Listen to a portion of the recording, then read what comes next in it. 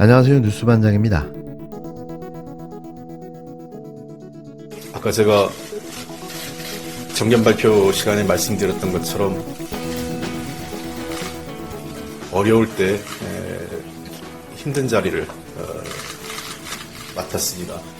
다시 한번 오늘 저에게 성원을 하고 지지해 주신 의원님뿐만 아니라 또 다른 의견을 가지신 의원님들 모두에게도 감사드립니다. 이제는 하나의 원팀입니다. 제가 꼭 우리 민주당이 하나의 팀이 돼서 이재명 대표와 함께 내년 총선에서 승리할 수 있는 그런 힘을, 동력을 만들어내겠습니다. 누구보다 희생하는 자리에는 제가 제일 먼저, 그리고 여러분들에게 그 결과가, 값진 결과가 내년 총선에서 있을 수 있도록 제가 항상 여러분과 함께 하겠습니다. 그리고 한 분 한 분의 의견을 잘 경청하겠습니다.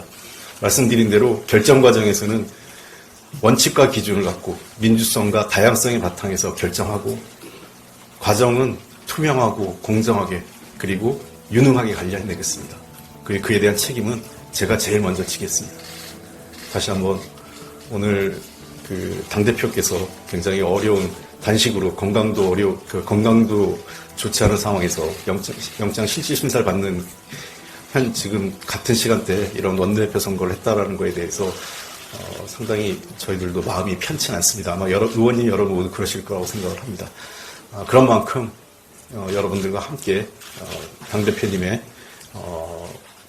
무사하게 기각을 기원하면서 이후의 사태에 대해서도 한 분 한 분과 같이 상의하면서 잘 하도록 하겠습니다. 그리고 끝까지 함께 해주신 김민석 의원님과 남인순 의원님께 다시 한번 감사와 존경 인사를 드리겠습니다. 저희 세 사람이 함께 했던 것처럼 경쟁의 결과는 우리가 함께 받아들이기로 했기 때문에 손잡고 열심히 하도록 하겠습니다. 다시 한번 오늘 성원해 주신 우리 의원님 모두에게 진심으로 감사의 말씀 드립니다.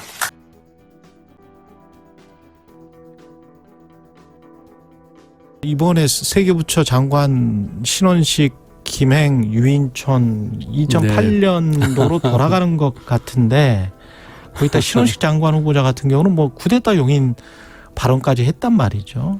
국방부 장관 후보자가.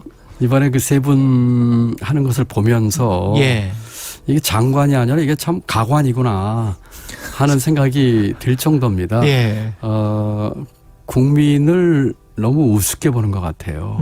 저희 지금 정부에서 똑똑하고 능력 있고 그런 사람 장관 안 뽑아도 좋습니다. 그렇지만 상식적이고 적어도 공익에 대한 헌신을 하겠다는 정도의 보통 사람이라도 좀 일하게끔 해줬으면 좋겠습니다. 이번 후보자들 보면서 국민을 너무 우습게 보고 있구나 하는 생각을 금할 수가 없더라고요. 지금 정부도 이제는 과거 정부 얘기하는 거는 아이고 나는 좀 찌질합니다라는 거와 똑같은 얘기예요. 우리 책임입니다. 지난 정부에서 그렇다고 했던 흐름이 있었다고 하더라도 우리 책임입니다. 우리가 잘해보겠습니다. 이렇게 얘기하는 것이 오히려 국민들로부터 지지받고 또 박수받을 거라고 저는 생각합니다. 장관이 아니라 가관이다. 26일 KBS 라디오 최경영의 최강시사에 출연한 김동연 경기도지사의 일침이었는데요. 오죽하면 장관이 아니라 가관이라고 말했을까요? 식민지 사관에 찌든 극강 극우의 신원식 국방부 장관 후보자, 온갖 이권에 탐욕스러운 인생을 살아온 김행 여성가족부 장관 후보자, 이러니 유인촌 문화관광부 장관 후보자가 정상으로 보이는 거죠. 잼버리 사태의 책임을 다하지 않고 사라진 김현숙 여가부 장관 후임에 김행 후보자가 지명이 되었지만, 지금까지 드러난 주식 꼼수 파킹, 배임 혐의, 가짜뉴스, 이런 문제들만으로도 공직자로서의 자질이 없음이 충분히 증명되었습니다. 김행 후보자는 국무위원 임명이 아닌 수사를 받아야 하는 상황으로 후보자 자리에서 자진 사퇴해야 합니다. 김행 후보자의 기본조차 갖추지 못한 이런 후보자를 추천한 윤석열 대통령도 국민들한테 진심 어린 사과를 해야 합니다. 김행 후보자의 문제점은 열거하기도 어려울 정도로 상당히 많습니다. 첫째, 공직자로서 갖춰야 할 재산 증식의 투명성, 그리고 도덕성 부재입니다. 김행 후보자는 2013년 대변인 당시 백지 신탁 대상이었던 관련 회사의 본인, 배우자, 자녀 지분을 신우이에게 매각했습니다. 2018년 경영권에 다시 복귀하면서 19년까지 해당 주식들을 다시 매수했습니다. 10년 동안 회사의 주식 가치는 100억 원대로 폭등하였고 김행 부부는 엄청난 시세 차익을 보았으며 21년, 22년에 각각 해마다 2억 원의 이상의 배당 소득을 챙겨갔습니다. 이렇듯 손쉽게 주식을 다시 되살 수 있는 당사자들에게 명의만 옮겨놨다가 헐값에 주식을 다시 매수하고 이로 인해 재산 증식과 시세 차익을 누렸다면 그게 바로 꼼수 파킹입니다. 김행 여성가족부 장관 후보자가 자신이 창업했던 회사 주식을 가족과 지인에게 팔았다가 다시 사들였는데요. 그 주식의 가치가 4년 만에 80배 가까이 오른 걸로 나타났습니다. 공직자 백지 신탁 제도를 회피하려고 꼼수를 쓴 것이 아니냐는 야당의 비판에 김 후보자는 법적인 문제가 없다고 반박했는데요. 하지만 그가 벌인 이런 눈 가리고 아웅하는 범죄 행위를 우리는 통정 매매라고 말합니다. 2013년 6월 김행 당시 청와대 대변인은 자신이 창업한 소셜뉴스 주식 가운데 본인과 남편, 자식 명의의 2135주를 개인에게 팔았다고 신고했는데요. 매각 직후 신우이의 소셜뉴스 주식이 김 후보자 가족이 처분한 주식만큼 늘었고 남편 지분 22,000주도 추가로 더 팔았다고 신고했는데 사간 사람은 남편의 오랜 친구로 확인됐습니다. 김 후보자는 이렇게 판 주식을 공직에서 물러난 뒤 대부분 다시 사들였는데요. 회사 사정이 어렵던 2019년 주당 1,877원에 불과했던 주가는 현재 15만 원에 육박해 80배 가까이 뛰었고 김 후보자 부부의 주식 가치는 100억 원이 넘었습니다. 야당은 법망을 피해 주식을 맡겨놓은 이른바 주식 파킹을 해 큰 차익을 본 것이 아니냐며 수사 대상이라고 강도 높게 비판했는데요.